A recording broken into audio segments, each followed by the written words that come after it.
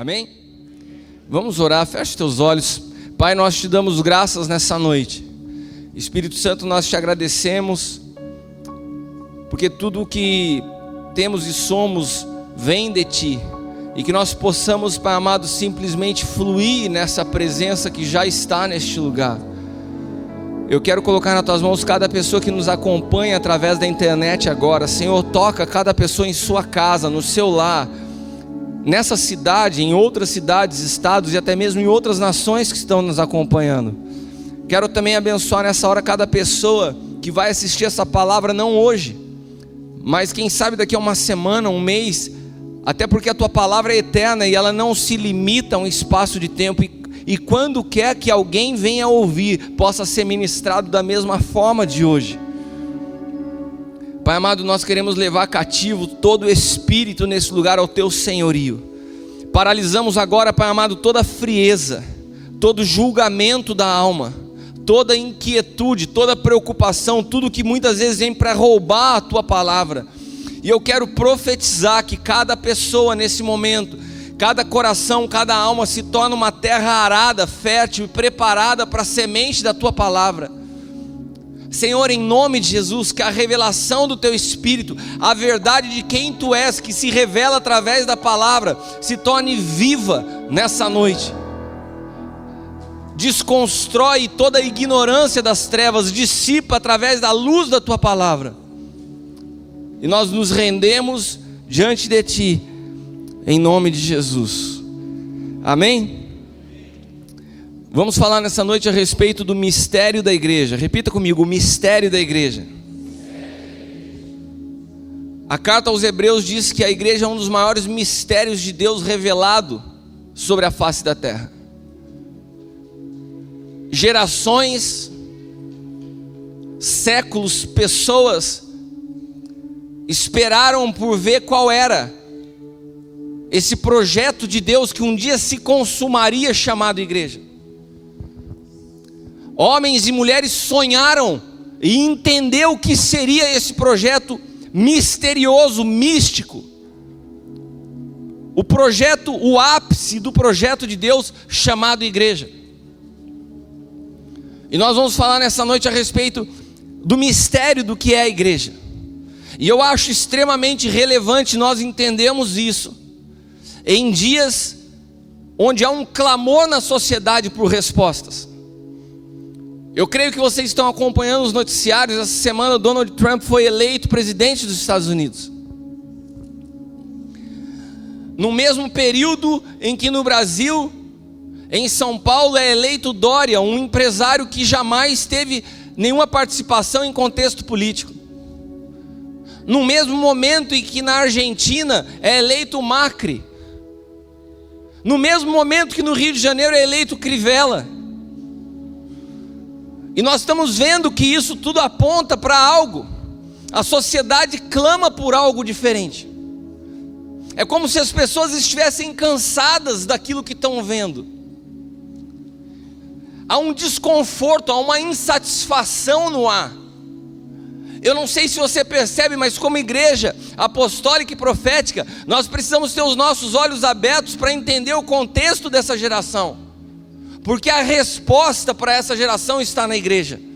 E se eu e você não entendemos o que é a igreja e não discernimos os tempos, nós que somos e temos a resposta, vamos nos calar, vamos nos omitir, ou vamos deixar passar aquilo que é uma responsabilidade confiada a nós. Quando eu vejo uma geração de jovens e adolescentes ocupando escolas porque estão sendo empurradas a fazer isso, verdadeiros rebeldes sem causa, eles não têm uma causa. Se você vê o estado das escolas, depois que eles entram, eles destroem as escolas. A maioria desses jovens estão lá dentro fumando maconha, e estão falando que estão protestando contra o sistema. Que sistema? Assim como tem os desigrejados que protestam contra a estrutura da igreja. Que estrutura? Protestam contra algo que não compreendem. Reclamam de algo que não sabem. Porque poucas são as pessoas hoje que conseguem discernir o que é a igreja. O mistério de Deus revelado aos homens. E isso começa a produzir uma insatisfação, uma insegurança, até mesmo dentro do povo de Deus, por desconhecer o que é ser igreja. Parece que sempre está faltando algo. Eu vejo pessoas vindo se aconselhar, às vezes o casamento está bem, às vezes a família está bem. Mas está faltando algo porque eu estou preocupado com as minhas finanças. Daí tem outro que as finanças estão bem, mas não está legal algo no meu casamento. Daí outro casamento e as finanças estão bem, mas eu estou fazendo exame porque acho que eu estou com algum problema de saúde. E parece que tem sempre algo que está faltando. E é engraçado que o povo de Deus, que era para ser um povo pleno, pelo fato de ser igreja, é um povo que está sempre murmurando. Só que troca a palavra por murmuração por uma palavra mais espiritual. Não, eu estou esperando no Senhor. E passa a vida inteira esperando no Senhor. E quando essa espera começa a cansar, qual que é a regra? Muda de igreja, porque o problema está na igreja ou no líder. Nunca está na gente. Então é melhor mudar, para ver se alguma coisa... Que nem time de futebol. Os caras fazem corpo mole, o jogador não está fazendo gol, troca o técnico. Nós precisamos rever algumas coisas como igreja. Porque esse clamor, porque essa busca que existe hoje nessa geração, a única resposta está na igreja. Olha para quem está do teu lado e fala assim: você é a resposta dessa geração. Agora deixa eu falar uma coisa para você. Se você acabou de ouvir de alguém que você é a resposta para essa geração, que resposta você é para essa geração? Se muitas vezes você está em silêncio, se muitas vezes você desconhece o teu papel, se muitas vezes a tua identidade é roubada no meio dos problemas que você atravessa.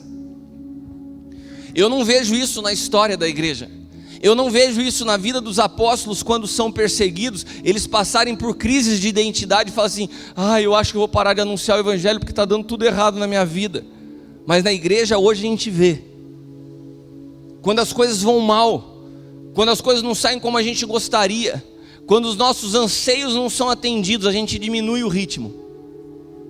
A nossa fidelidade é proporcional às bênçãos,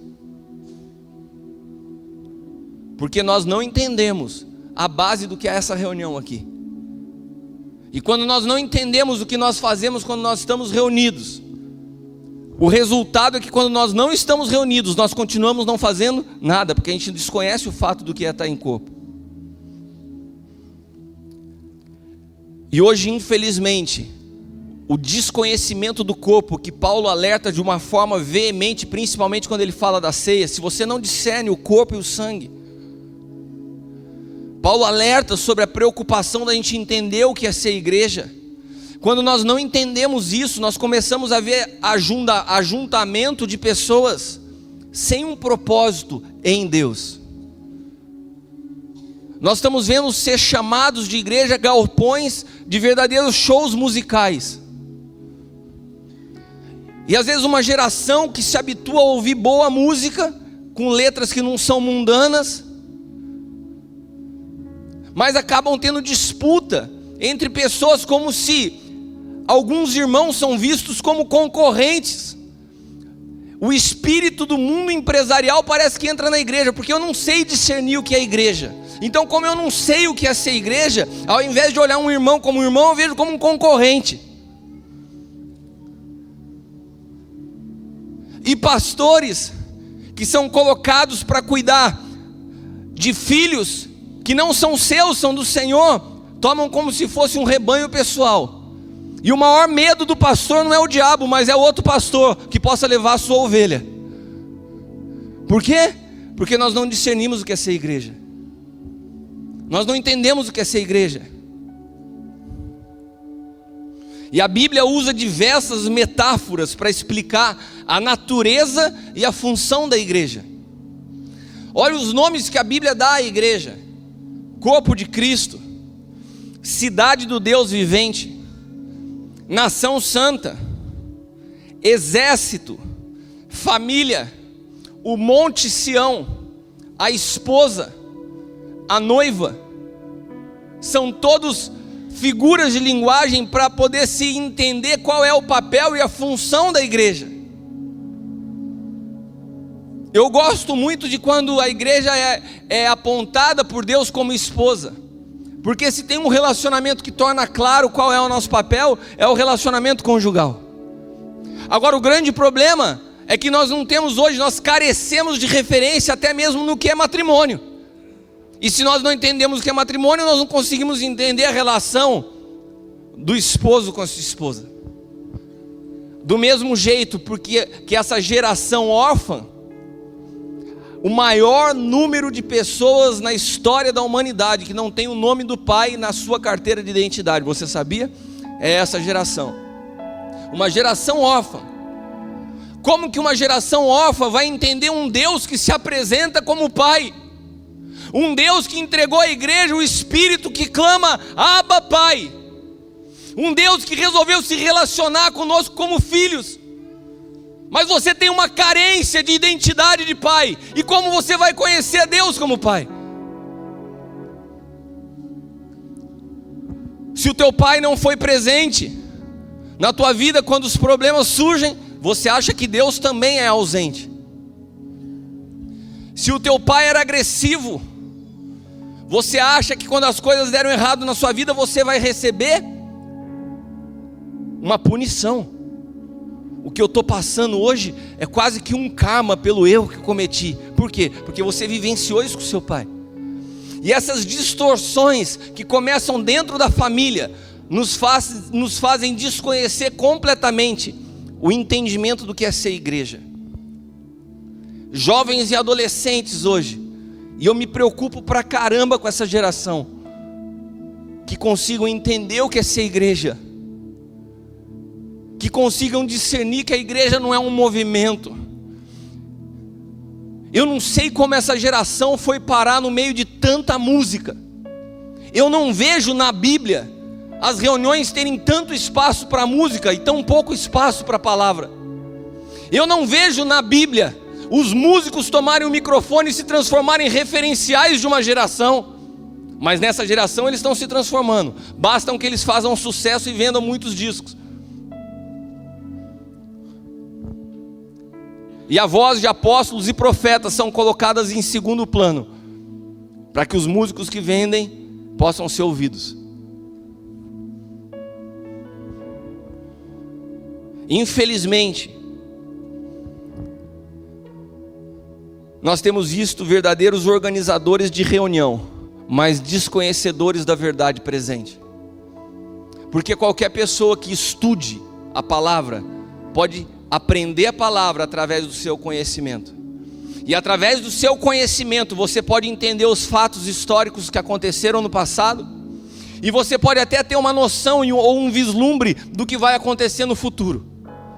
Simplesmente lendo e estudando a Bíblia, você consegue entender passado e futuro. Mas a verdade presente você não acessa através do conhecimento, você acessa através do Espírito. A verdade presente ela não está escrita. Para você viver o dia a dia, você precisa ouvir a voz do esposo. E você precisa estar com ele numa relação de esposa. Você precisa entender o que é ser igreja, porque senão essa reunião não funciona para você na segunda-feira. Ou pior, ela não funciona para você quando você sai daqui e chega na sua casa no domingo.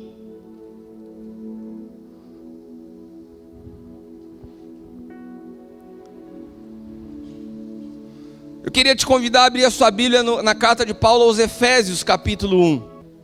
Efésios 1. Descobrindo-nos o mistério da sua vontade, segundo o beneplácito que propuser em si mesmo, de tornar a congregar em Cristo todas as coisas, na dispensação da plenitude dos tempos, tanto as que estão nos céus como as que estão na terra. Nele, digo, em que também fomos feitos herança, havendo sido predestinados conforme o propósito daquele que faz todas as coisas, segundo o conselho da sua vontade. Um dos propósitos de Deus através da igreja foi congregar tudo na pessoa de Cristo. Cristo é como se fosse um imã gigante de Deus. Ele falou assim: eu vou juntar tudo nele.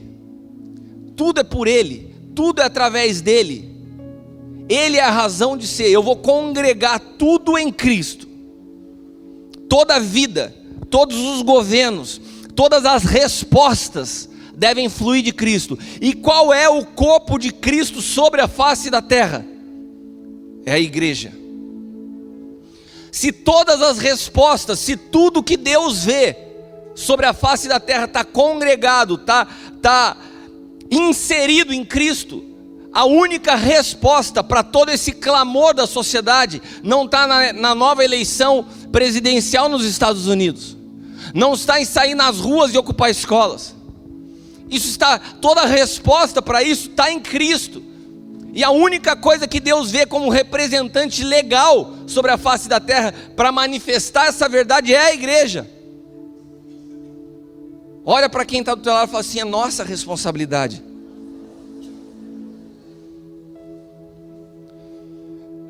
Hoje a gente vai passear um pouco na Bíblia. Abre Efésios capítulo 1, de novo, versículo 18.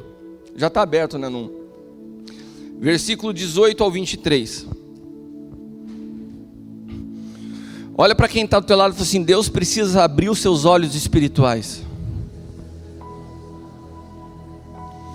Tendo iluminado os olhos do vosso entendimento, para que saibais qual seja a esperança da sua vocação, e quais as riquezas da glória da sua herança nos santos, qual a sobreexcelente grandeza do seu poder sobre nós os que cremos, segundo a operação da força do seu poder, que manifestou em Cristo, ressuscitando-o dentre os mortos, e pondo a sua direita nos céus. Preste atenção, o poder de Deus manifestado em Cristo, fazendo com que ele ressuscitasse dentre os mortos e o colocando à sua direita acima dos céus, acima de todo principado, de todo poder e potestade e domínio, de todo nome que se nomeia, não só neste século, mas também no vindouro, e sujeitou todas as coisas a seus pés, e sobre todas as coisas o constituiu como cabeça da igreja, que é o seu corpo, a plenitude daquele que cumpre tudo em todos. Só por essa leitura você perdeu a oportunidade de dar uma glória a Deus. Perdeu de novo, porque eu falei e te dei a chance e você não deu uma glória a Deus. Perdeu de novo. É o feriado, né, irmãos? Eu entendo, vocês estão que nem o apóstolo Hélio, é uma alegria interna, né? Segundo o Cris lá de Pinda, ele tem uma rave interna, ele está sempre festejando internamente. Vocês estão assim hoje, eu estou vendo, vocês estão muito felizes, animados, mas estão por dentro, né? De dentro para fora. Muito bem, eu conheço vocês. Mas sabe por que a gente não vibra com um versículo como esse? Porque a gente não entendeu nada. A vibração de vocês, o entusiasmo de vocês quando a gente lê isso é porque vocês também não entenderam. Como muitas pessoas leem e não entendem. Aqui Paulo está descrevendo aos Efésios a plenitude do que é ser igreja. Ele falou assim, Paulo está falando aos Efésios o seguinte: sabe o poder que fez pela primeira vez na história um homem ressuscitar dentre os mortos? E não é ressuscitar para morrer de novo como Lázaro. Ressuscitar no sentido de ter vencido a morte já não tem mais poder sobre ele. Por isso ele foi considerado primogênito dentre os mortos. Você sabe qual foi o poder que fez isso? O poder que operou em Cristo para o fazer ressuscitar é o mesmo poder que foi entregue a nós. E esse poder e essa posição ocupada por Cristo foi acima de todo principado, acima de toda potestade. E sobre todas as coisas da terra ele entregou o governo a Cristo. E Cristo se tornou cabeça da igreja. E a igreja está junto com ele, acima de todas as coisas. Esse é o papel que nós já ocupamos. Não é que nós vamos ocupar. Sabe, eu fico preocupado quando eu começo a ver assim. Eu recebi uma mensagem do apóstolo Luiz Hermínio, o pastor Pedro também me mandou. Está circulando no WhatsApp algumas coincidências com relação ao Donald Trump. Parece que ele vai completar 70 anos 7 meses e 7 dias quando ele assumir, e tem um montão de números interessantes. E esses números são números, mas enfim, já começa um pensamento da volta de Jesus. Esse pensamento que paralisou a igreja por séculos. E aqui eu não estou discutindo escatologia. O que eu acho é que nós não podemos parar em relação a isso. Eu já ouço pessoas falando assim, não, parar de estudar, porque vai ficar tudo para o anticristo. Não, meu irmão, essa não é a proposta do Senhor para nós como igreja. Se nós não entendemos o que é ser igreja, e que nós já somos plenos em Cristo, e se nós já somos plenos em Cristo, nós não temos a ansiedade de ver uma manifestação física, porque nós já vivemos a sua plenitude no Espírito. Agora eu quero te dizer uma coisa, para a tua decepção, Deus é Espírito. E se nós já temos a plenitude dele no Espírito, você tem uma visão almática de querer abraçar ele, tocar a mão dele furada, porque você não se contenta com o Espírito dele habitando em você, que é o maior mistério revelado a nós, igreja. Os heróis da fé esperavam por isso. Moisés sonhou com esse dia, Josué, Davi, Elias, Enoque. O que Deus vai fazer na plenitude dos tempos, onde ele resolver ser tudo em todos? Quando Jeremias disse que o Espírito seria, quando Joel falou que o Espírito seria derramado em toda a carne, e a galera ficava pensando assim, como que vai ser isso? Quando será que Deus fará isso? Que coisa tremenda. Eles tinham nuances do Espírito. Davi era tomado pelo Espírito em alguns momentos, e fala assim, imaginou o que é o Espírito morar em você? E hoje nós temos essa plenitude, mas estamos sempre esperando por algo, porque nós desconhecemos o que é carregar essa plenitude. Gente, o que eu estou falando é muito sério. O fato de nós desconhecermos isso gera em nós uma insatisfação, porque na verdade nós buscamos uma realidade perfeita. Eu estou insatisfeito com o meu trabalho, eu estou insatisfeito com o meu chefe, eu estou insatisfeito com as minhas finanças, eu estou insatisfeito com a minha igreja, eu estou insatisfeito com o meu casamento, a gente está sempre insatisfeito, porque a presença plena de Cristo em nós é insuficiente. E se a presença plena de Cristo em você é insuficiente, eu quero te dizer, você vai ser sempre insatisfeito. Não pensa que um dia você vai atravessar do outro lado e vai cantar a vitória para os teus inimigos ver.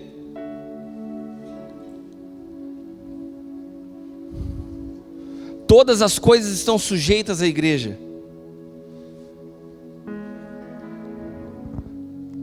Quando nós transformamos a igreja num lugar de práticas judaicas, verdadeiras bruxarias gospel. Vamos fazer a campanha do manto sagrado, toca o manto que você vai ser curado. Como que a gente consegue conceber uma coisa dessa carregando Cristo dentro de nós? Ou deturpamos fundamentos, e quando nós deturpamos fundamentos como o ministério da reconciliação, que a Bíblia diz que foi confiado a nós, nós estamos corrompendo uma estrutura que é orgânica, que é viva. A igreja é um organismo vivo, mas ela também é chamada de cidade santa, e ela tem fundamentos. Numa obra, meu irmão, numa casa, você pode mexer no telhado sem comprometer a estrutura. Troca o telhado. Você pode trocar a parte elétrica sem comprometer a estrutura. Você pode mudar a pintura sem comprometer a obra. Mas se você falar assim, não estou gostando muito dessa fundação, vou mudar a fundação, você derruba a casa. E o que nós temos visto nesses dias é que a falta de discernimento da igreja está tocando no fundamento, que é Cristo. Está tocando em áreas que não podem ser tocadas. Como que eu substituo a Cristo? Como que eu substituo a Cristo por campanhas? Elas não resolvem. Eu vi na internet esses dias a igreja entregando saco de cimento. saquinho de cimento, campanha da sua casa própria, leva o seu saquinho de cimento, coloca embaixo da sua casa, é bruxaria gospel. Aonde que o evangelho promete isso, pelo amor de Deus? Aquele que quiser encontrar vida tem que perder a sua vida. Mas essas igrejas enchem, porque elas mexem com a alma, elas atendem ao anseio da alma, mas elas são uma mentira. E eu quero falar olhando nos teus olhos, isso é engano, isso é mentira. Se você veio a uma igreja, você veio buscando o Senhor da igreja, e o Senhor da igreja é Cristo, e para que você encontre a vida dele, você tem que perder a sua. Não tem outro caminho, não tem outra alternativa. O evangelho não é um lugar para você melhorar de vida, é um lugar para você perder a vida. E se você não entende o que é ser igreja, você se decepciona quando as coisas não saem do seu jeito. Você se decepciona quando o Senhor te fala: não, eu quero que você perca. Não, mas eu vim aqui para ganhar.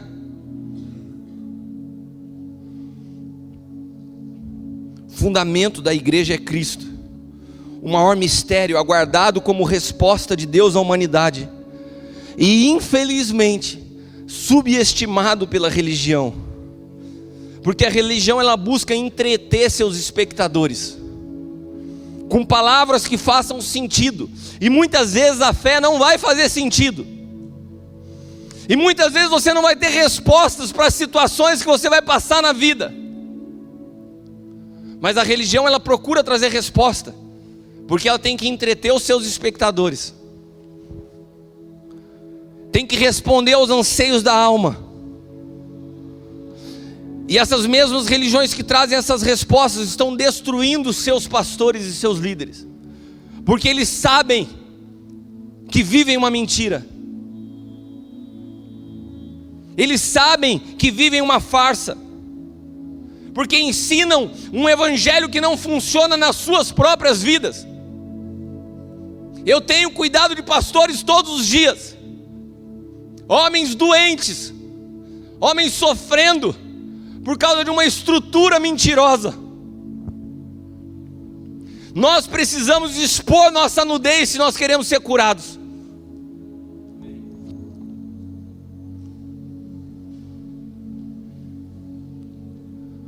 O evangelho que funciona é o evangelho que tem como centro a Cristo, e que para você obter a Cristo e entender o que é ser igreja, não existe outro caminho. Ele disse: eu sou o caminho, eu sou a verdade e eu sou a vida. E ele nos apontou qual é o caminho. Porque se ele disse eu sou o caminho, ele estava dizendo: olha, vocês vão ter que trilhar os meus passos. E para que ele pudesse viver a manifestação do que a gente leu em Paulo aos Efésios, que foi a ressurreição, o poder que o ressuscitou dentre os mortos, para ser colocado acima de principados e potestades, ele teve que passar pela morte e pelo sepultamento. E a morte de Cristo não foi um tiro na cabeça, ele não levou um tiro na cabeça, ele não foi arrastado para a cruz, ele se entregou voluntariamente. O que eu quero te dizer com isso é que a tua morte não significam os problemas que você está passando na sua vida. Tem pessoas que têm 15 anos de evangelho, passam por 15 anos de problema, mas não morreram, porque lutam contra a morte, porque a vaidade, porque a soberba e a vaidade, o orgulho são coisas que corroem o homem, porque falam: não vou arredar o pé daqui. A reputação, a imagem, a gente quer se autopreservar. E eu quero te dizer uma coisa nessa noite, meu irmão: enquanto você não entregar a tua vida, você não vai experimentar a vida dele. Para de lutar para se preservar, para de lutar para preservar a sua imagem.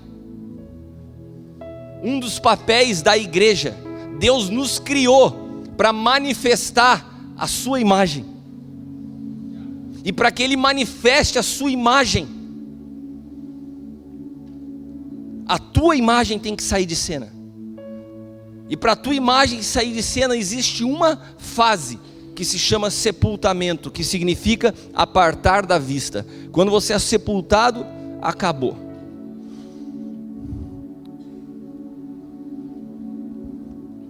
Lucas capítulo 7, versículo 28 diz assim: e eu vos digo que entre os nascidos de mulher não há maior profeta do que João Batista, mas o maior no reino de Deus é maior do que ele. Eu vou repetir para vocês. E eu vos digo que entre os nascidos de mulher não há maior profeta do que João Batista, mas o menor no reino de Deus é maior do que ele. Você consegue entender o que o Evangelho de Lucas está nos falando?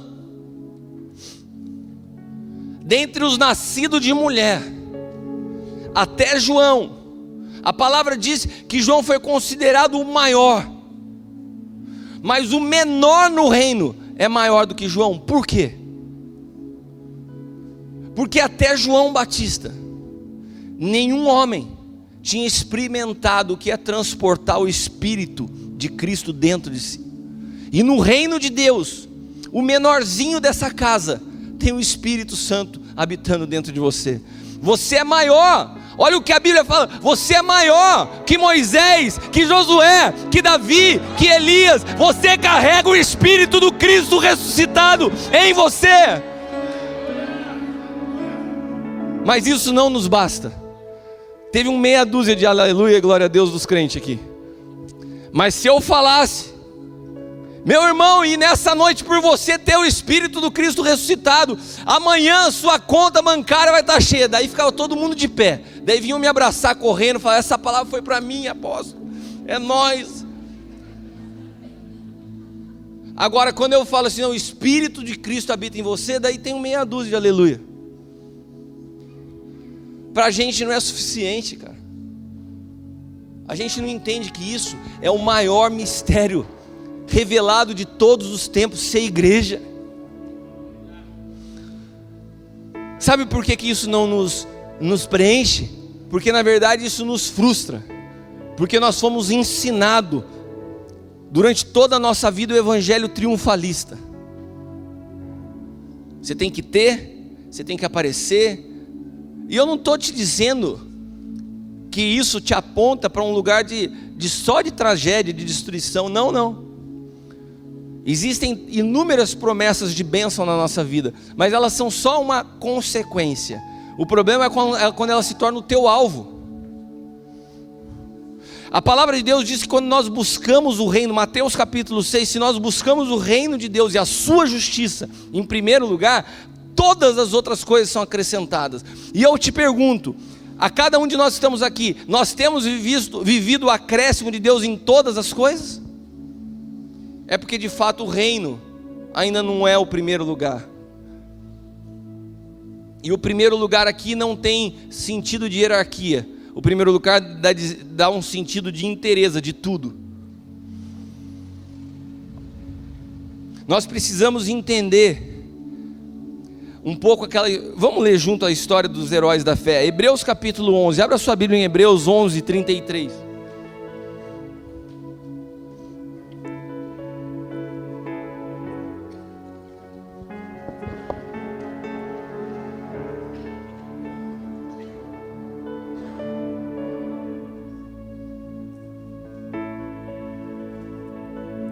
Segredo meu da minha mãe. Ei, dona Claudete. Hebreus capítulo 11.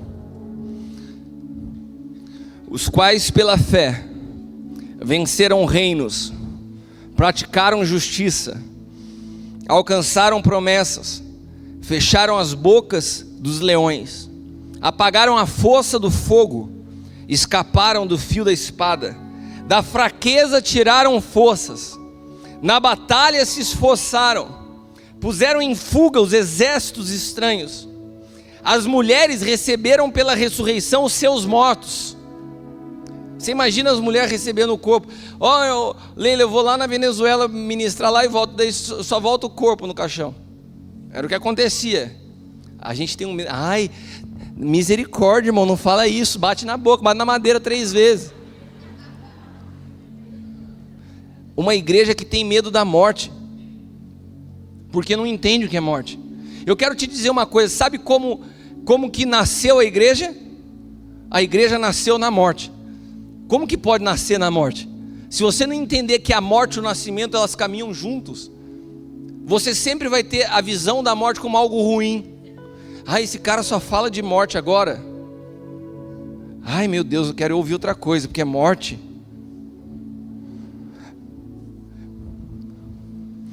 As mulheres receberam pela ressurreição seus motos.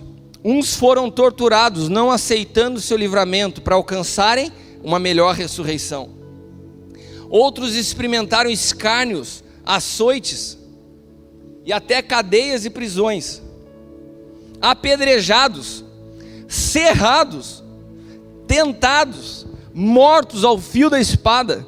Andaram vestidos de pele de ovelha e de cabra, desamparados, aflitos, maltratados, dos quais o mundo não era digno, errantes pelo deserto, pelas covas e montes e cavernas da terra. E todos estes, tendo tido testemunho pela fé, não alcançaram a promessa. E aqui eu quero me deter em algo. Qual promessa? Todos eles esperavam a manifestação do mistério de Deus reservado por todos os tempos. Nós não entendemos de qual promessa se trata aqui. Você acha que todos esses homens estavam esperando uma promessa física? Olha, esse aqui que apareceu cerrado como corpo, ele estava esperando o sonho dele, a promessa. Deus tinha falado através do profeta que ele ia ter um carro novo, e ele morreu sem receber o carro novo. O outro, ele tinha uma promessa que ele ia casar com uma varoa, com a mulher de Deus, e morreu sem alcançar o casamento. Você acha que é disso que a Bíblia está falando? A promessa que todos eles ansiavam era por essa manifestação do mistério de Deus que estava oculto por todos os tempos, chamado igreja. Esses homens deram suas vidas. Eles deram suas vidas por aquilo que eu e você vivemos hoje e não damos crédito. E saímos dos cultos insatisfeitos. Porque para a gente Cristo não basta. A gente quer uma palavra que massageie a nossa alma. Todos estes, tendo testemunho pela fé, não alcançaram a promessa, provendo Deus alguma coisa melhor a nosso respeito, para que eles sem nós não fossem aperfeiçoados. Por que eles não podem ser aperfeiçoados sem nós? Porque toda a perfeição de Deus está na igreja, que é a manifestação do seu Filho ao mundo. O projeto de Deus, o maior projeto de Deus da história, foi revelar seu Filho ao mundo, através da igreja. Quando Deus olha para a terra, Deus busca Cristo. Quando Deus olha para a igreja, Ele vê a Cristo. Quando Deus olha para a tua vida, Ele se alegra, não porque você veio cheirosinho, bonitinho no culto, não porque você está segurando, está conseguindo ficar uma semana sem pecar, mas quando Ele consegue ver em você a Cristo. Minha pergunta para você nessa noite eu quero que você preste atenção nessa pergunta, é para você nessa noite, é para você que está me assistindo essa noite. Depois que você encontrou a Cristo, o mistério de Deus oculto durante todo o tempo, esse mistério que era Cristo habitar em ti, depois que você encontrou com Ele, o que mais você segue buscando? Eu estou te fazendo uma pergunta que é importante para você entender a sua vida.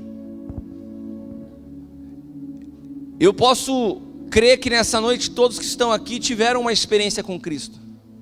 Depois que você encontrou a Cristo, o que mais você segue buscando na sua vida? Eu queria que por um instante você fechasse os seus olhos.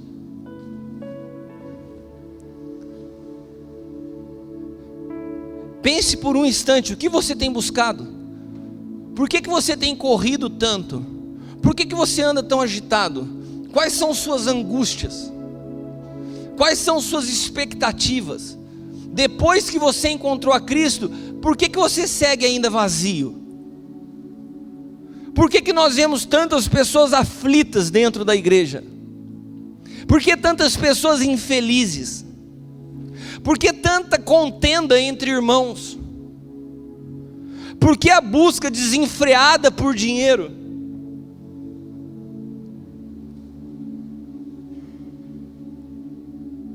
O que você anda buscando, meu irmão? Pode abrir teus olhos.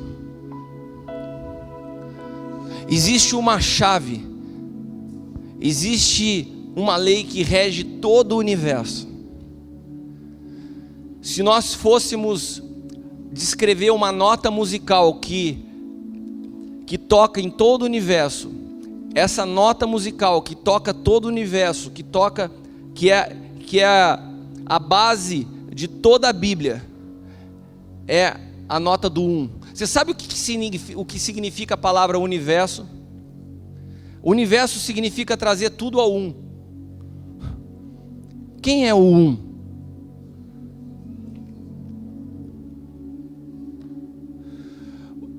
Irmãos, é impossível que você entenda a igreja como corpo de Cristo, é impossível que você entenda o que é o corpo de Cristo, que você viva como igreja na plenitude do entendimento e você não tenha paz. Sabe por quê? Porque o Senhor da igreja, da qual eu sou corpo e você é corpo, Ele é chamado de príncipe da paz. Se você não tem paz, tem algo errado com a tua vida de igreja, com o teu entendimento do que é igreja, do que é viver como corpo, do que é o entendimento de nação santa, de geração eleita, de sacerdócio real, de povo adquirido por Deus. Esses entendimentos teus podem ser que estejam só a nível de intelecto, mas eles não chegaram ao teu espírito. Eu já compartilhei com vocês que eu ouvi uma palavra de um homem de Deus, do apóstolo Lucas Marques, em 2012, e a mesma palavra em 2015. Essa palavra em 2015 revolucionou minha vida. Em 2012 ela se transformou em mais uma anotação. E eu não entendia porque a mesma palavra produziu tanta coisa se eu já tinha ouvido uma outra vez um tempo atrás.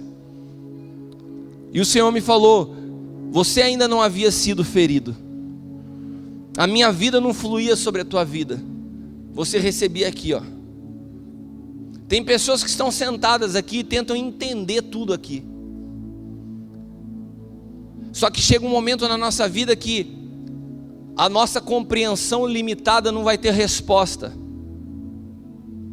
E a única coisa que vai te sustentar é a vida dele em você. Se você não for pleno nele, meu irmão, nada vai te trazer plenitude de vida. Nada.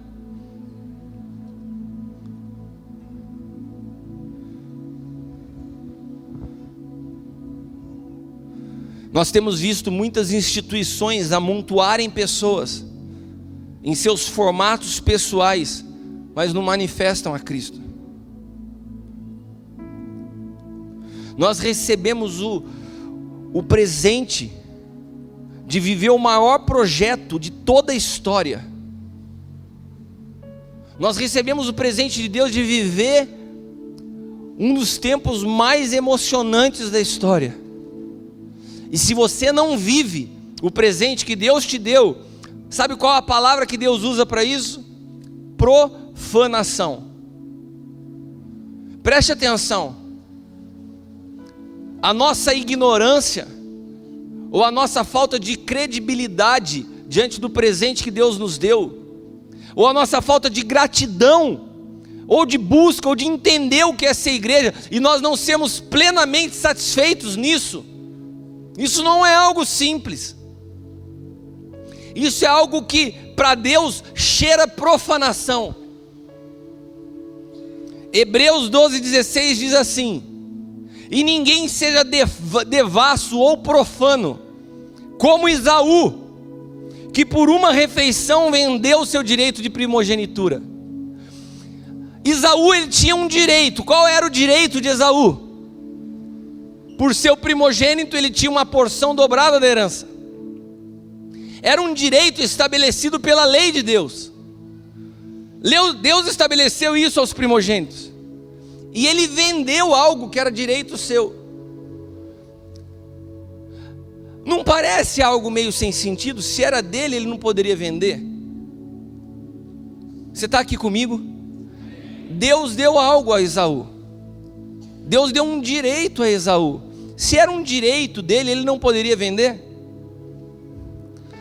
Quando Deus te dá algo, quando Deus conquista para você um direito, esse direito que Deus adquiriu para você, ele é intransferível. E quando esse direito que é adquirido por você é desprezado, cheira para Deus como profanação. Esaú, ele não fez caso do direito que ele tinha. E a Bíblia fala assim: ninguém seja devasso ou profano. Esaú não saiu com um montão de mulher, cara. Esaú não foi numa casa sair com uma meretriz. Esaú vendeu sua primogenitura, mas a Bíblia chama ele de devasso e profano. Quando nós, que recebemos algo muito superior do que Esaú, nós recebemos a autoridade como igreja, o governo sobre principado e potestade, nós recebemos aquilo que foi o mistério oculto por todos os tempos, a revelação do Cristo ressuscitado habitando em mim e em você. O mesmo poder que ressuscitou Cristo dentre os mortos está sobre a sua vida e sobre a minha. E quando eu desprezo ou ignoro isso, eu estou sendo profano e devasso. Então não é simples. Então não é simples você ficar passivo diante do fato de ser igreja. Existe um direito, mas esse direito implica numa responsabilidade. E a minha pergunta é: até onde o ser igreja, preste atenção, não é frequentar a igreja, até onde o ser igreja impacta a tua vida na prática? Até onde? Meus irmãos, por isso que a palavra é muito séria. É melhor você ser quente ou frio. Por quê? É melhor que você não entendesse, é melhor que você não frequentasse, é melhor que você não pisasse nesse lugar e ouvisse o que você está ouvindo hoje, do que você ouvir e isso não produzir uma transformação na prática na tua vida. Porque quando você tem um direito, o direito implica numa responsabilidade. E quando esse direito, que implica numa responsabilidade, é tido por você como mais um culto, a palavra te chama de profano e de devasso. Então quando você sair daqui, e você chegar aqui e dobrar essa esquina, e ver um montão de travesti com as roupas enfiadas lá, e pedindo para fazer programa, cuidado para você não julgar, porque diante de Deus você pode estar cheirando tão mal quanto ele. Você pode estar profanando a Deus mais do que Ele. Você pode ser mais devasso do que Ele, com a tua atitude de ignorar o fato do que é ser igreja, e ainda continuar buscando um montão de outras coisas para se ser pleno na vida. Enquanto você tem hoje dentro de você aquilo que toda uma história ansiou por ver cumprido, você carrega dentro de você e continua chateado porque não tem dinheiro para pagar a conta de água. E continua chateado porque o teu chefe falou bravo com você, e continua cheio de mimimi porque o irmãozinho não te cumprimentou. Vai se converter, meu irmão. Passa pela cruz. A igreja desfruta do status e privilégio de filho primogênito. A igreja já está assentado acima de principado e potestade. A Bíblia fala que nós já estamos à direita do Pai. Nós não vamos estar, nós já estamos. Mas isso não é suficiente para nos encher de alegria. Porque quem é espiritual discerne as coisas do Espírito. Mas para aquele que é carnal, tudo isso é baboseira. Para quem é carnal, a busca é pela satisfação da carne. Então é melhor do que ficar ouvindo um cara falar as verdades, a gente ouvir uma musiquinha que nos dê arrepio. Por isso que se você quer fazer uma conferência que encha, não chama pregador, chama músico. Eu não vou por aí não. Abra sua Bíblia em Colossenses capítulo 1. Colossenses capítulo 1, versículos do 12 ao 20. Eu já vou caminhando para o fim, que já tem gente olhando torto para mim. Colossenses capítulo 1, versículos do 12 ao 20. Dando graças ao Pai, que nos fez idôneos para participar da herança dos santos na luz, o qual nos tirou da potestade das trevas, nos transportou para o reino do Filho do seu amor, em quem temos a redenção pelo seu sangue, a saber, a remissão dos pecados, o qual é a imagem do Deus invisível, o primogênito de toda a criação, porque nele foram criadas todas as coisas que há nos céus, na terra, visíveis e invisíveis, sejam tronos, dominações, principados ou potestades. Tudo foi criado por Ele e para Ele. E Ele é antes de todas as coisas, e todas as coisas subsistem por Ele. Ele é a cabeça do corpo da igreja, o princípio e o primogênito dentre os mortos, para que em tudo tenha preeminência, porque foi do agrado do Pai que toda a plenitude nele habitasse, e que havendo por ele feito a paz pelo sangue da sua cruz, por meio dele reconciliasse consigo mesmo todas as coisas, tanto as que estão na terra como as que estão no céu. Aleluia, aleluia. Esse é o nosso Senhor. Aleluia!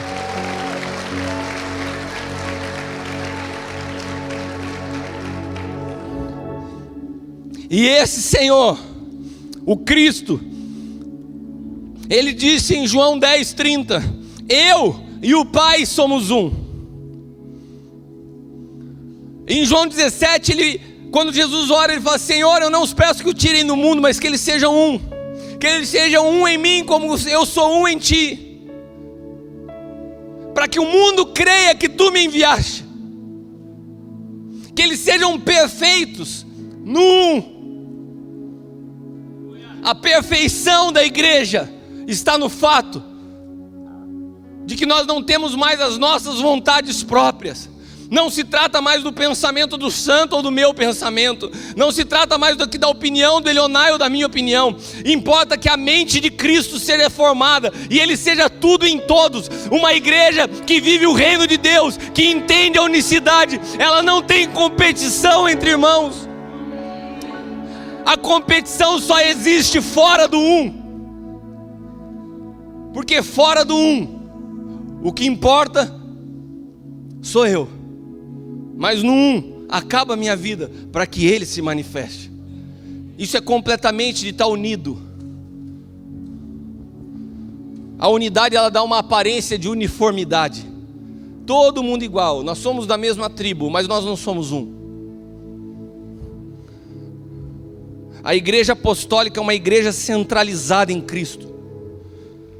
E quando eu falo igreja apostólica, é porque a igreja é apostólica. As dúvidas, as inseguranças, até mesmo as aberrações, elas surgem do fato de nós não estarmos nele. Porque o projeto da igreja não pode ser imitado ou copiado, ele só pode ser vivido. E se a igreja não pode ser imitada ou copiada, eu quero te dizer uma coisa: nós não temos como adaptar ela para atender os anseios de uma geração. Ouça o que eu vou dizer: não existe igreja para homossexual, não existe igreja para jovem, não existe igreja liberal, não existe igreja rígida, existe igreja.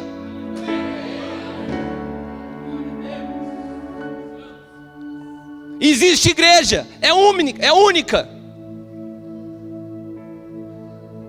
E são bem-vindos os jovens, e são bem-vindos os anciãos, e são bem-vindos os homossexuais, para que todos sejam transformados no um que é Cristo.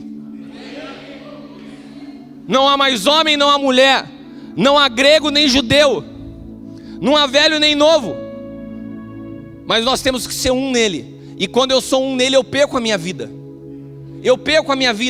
Eu não estou defendendo mais um público. O que é isso? Eu vou defender uma tribo, eu sou um nele.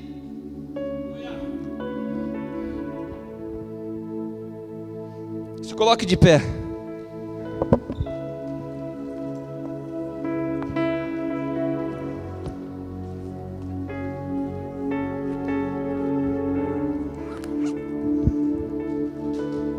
Eu quero orar por você nessa noite. Que até hoje Cristo não foi suficiente para você ser pleno. Que vira e mexe você anda triste porque as coisas não saem do jeito que você quer. Que tem dia você está bem e tem dia que você está de baixo astral. Você é um cristão que as suas emoções são uma montanha russa. Você oscila. É o crente bipolar. Você nunca sabe como o cara está. Porque ele não está centrado em Cristo. Ele surfa conforme a onda. As coisas estão indo bem na minha vida, Deus está me abençoando, eu estou bem. Estão me perseguindo, falaram mal de mim no Facebook. Estou triste, cara. Vou chamar o Jefão para me defender. Os caras me criticaram lá.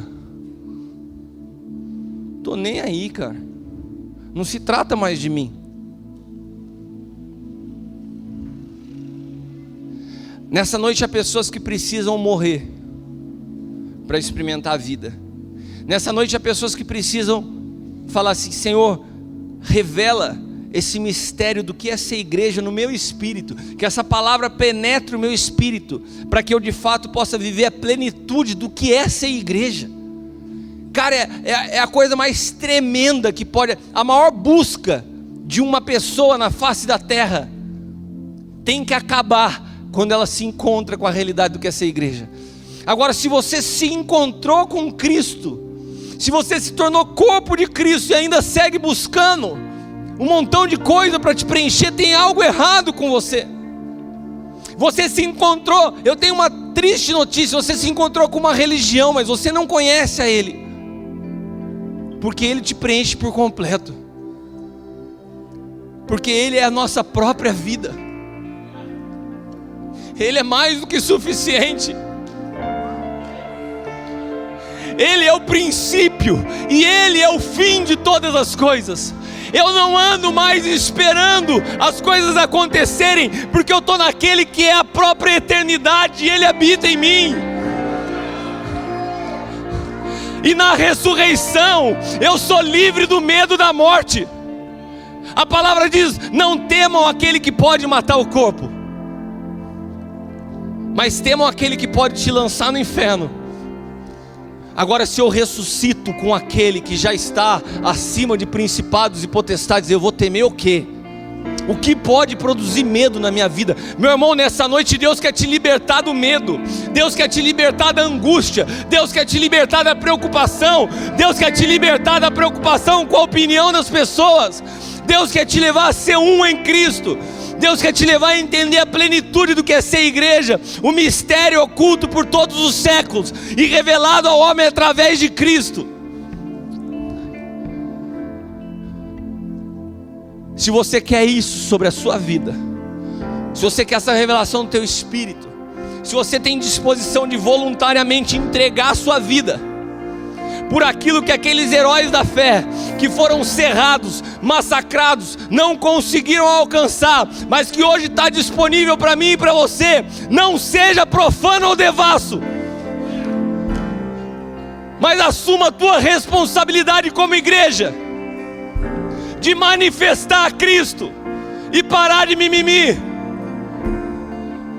Não há diferença deles para nós. Se eles morreram esperando, nós vamos morrer manifestando, porque nós já temos Ele em nós.